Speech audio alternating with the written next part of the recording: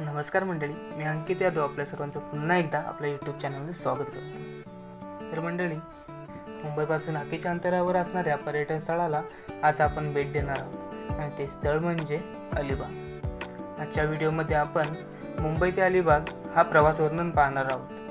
मुंबईपासून 96 किलोमीटर तर पुण्यापासून 143 किलोमीटरवर हे शहर स्थित आहे। अलिबागला आपण 2 मार्गाने जाऊ शकतो, एक तर बाय रोड आणि दुसरं म्हणजे समुद्रमार्गे। आपण समुद्रमार्गे जाण्याचा मार्ग निवडला।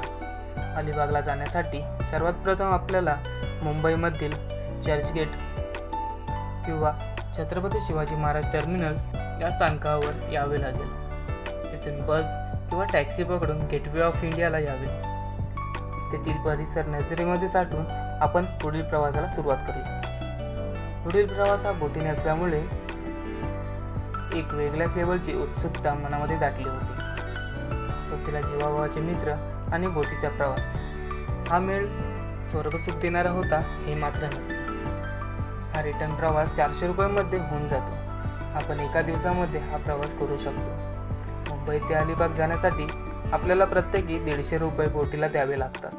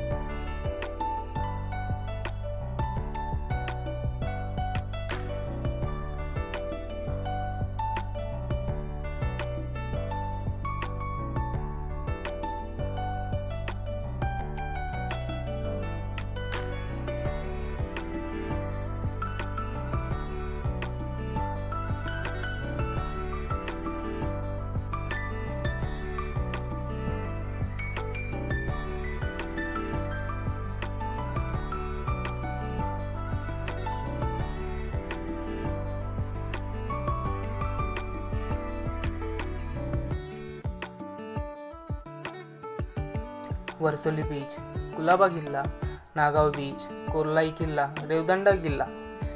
रेवदांडा बीच, काशीद बीच, मुरुड जंजिरा किल्ला असं अनेक प्रसिद्ध ठिकाणे येथे पाहायला मिळतात।